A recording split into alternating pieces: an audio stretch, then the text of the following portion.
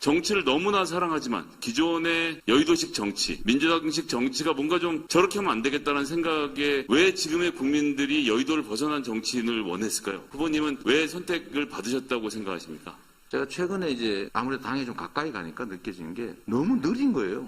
국민들 입장에서 보면 아니 간단하게 하면 될 일을 뭘 저리 복잡하게 하는지 이해가 안 되는 그런 상황일 수 있는데 좀 그런 것들을 좀 바꿔보자. 저는 그래서 최근에 이제 그 얘기를 말씀을 많이 드리는 거죠. 더불어민주당에 대해서 우리 국민들께서 내가 느끼는 제일 큰 거는 국민이 문제라고 느끼는데 본인들은 문제라고 느끼지 않는 게 있는 것 같습니다. 예, 똑같은 상황에 다른 느낌을.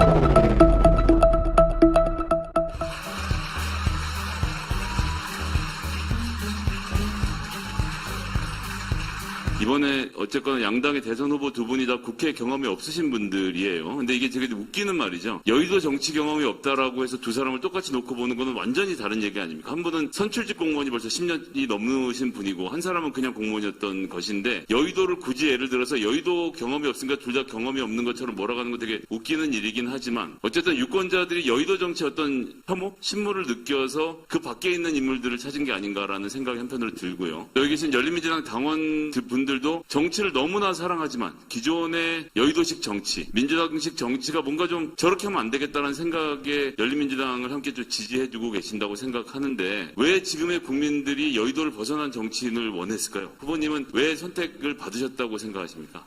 일단은 그 같은 여의도 출신이 아니더라도 같이 취급 안 해줬으면 좋겠다. 아 그럼요. 이거 완전히 다른 분야인데. 네, 뭐 그 마치 같은 한국 사람이다라고 하는 거와 비슷한 거니까 좀 그렇게는 안 해주시면 좋겠고요. 저는 이제 우리 당원들도 그렇고 우리 국민들께서도 변화를 원하시잖아요. 변화, 좀 더 나은 삶. 또 정치도 정말 국민들의 의사가 제대로 그것도 신속하게 관철되는 그런 진정한 의미의 국민정당 그런 정당이 되기를 바라고 정치도 우리를 위해서 복무하는 정치이길 바라고 국가 권력도 우리를 위해서 제대로 사용되길 바라고 우리가 낸 세금도 정말 우리를 위해서 사용되길 바라는데 실제로는 좀 거기서 많이 괴리돼 있다. 그래서 뭔가 대선 국면이 되거나 이러면 좀 더 나은 미래라고 하는 것을 만들기 위해서 아무리 신경을 쓰게 되지 않습니까? 그런데 여의도 또는 국회의원 하면 왠지 그냥 기득권 같은 느낌도 들고 제가 최근에 이제 아무래도 당에 좀 가까이 가니까 느껴지는 게 너무 느린 거예요. 국민들 입장에서 보면 아니 간단하게 하면 될 일을 뭘 저리 복잡하게 하는지 이해가 안 되는 그런 상황일 수 있는데 좀 그런 것들을 좀 바꿔보자라는 말씀을 하시죠. 저는 그래서 최근에 이제 그 얘기를 말씀을 많이 드리는 거죠. 더불어민주당에 대해서 우리 국민들께서 내가 느끼는 제일 큰 거는 국민이 문제라고 느끼는데 본인들은 문제라고 느끼지 않는 게 있는 것 같습니다. 예, 똑같은 상황에 다른 느낌을.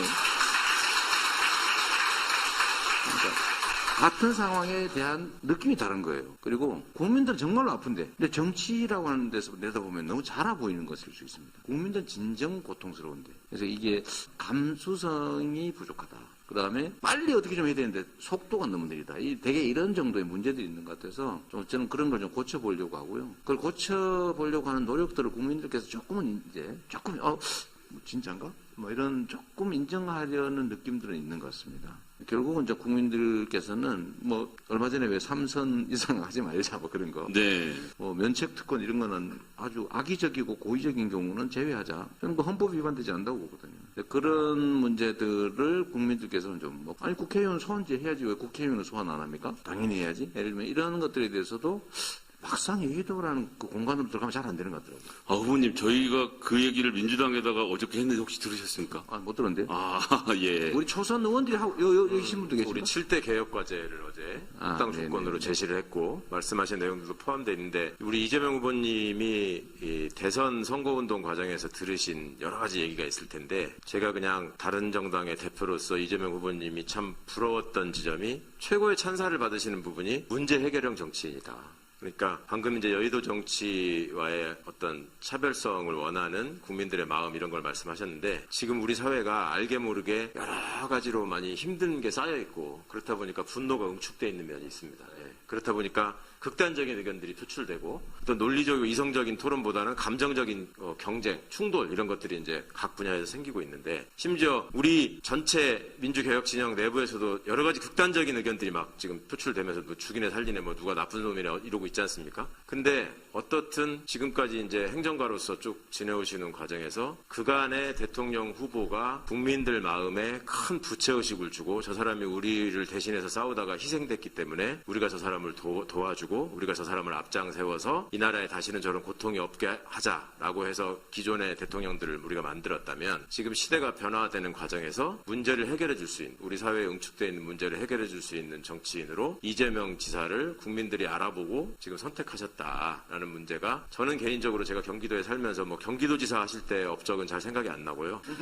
성남시장으로 계실 때 제가 깜짝 놀랐던 게 맨 처음에 모라토리움 선언하신 것부터 지방자치단체 장인 성남시장 이재명 시장이 이름이 알려지기 시작합니다. 근데 저게 될까 했는데 그거를 성공을 했어요. 그러더니 제가 진짜 놀랐던 거는 재선될 때 분당에서 표가 엄청 나오더라고요. 그걸 보면서 여러 가지로 사회가 많이 갈등이 있고 분열이 있고 단절됐다고 하지만 실제로 국민들께 결과물을 드리고 열매를 맺어서 성과를 보여드리고 국민들의 삶에 이익이 되는 정책을 진짜로 실현해내면 그것들을 다 알아보시는구나. 반드시 어떤 극단적으로 치우쳐가지고 이념만 가지고 판단하지는 않는구나라는 거를 생각했기 때문에 시대가 가지고 있는 과제를 지금 뭐 하여튼 온몸에 안고 계시는 입장이니까 어떻게든 꼭 좀 해결해 주셨으면 하는 마음을 전하겠습니다.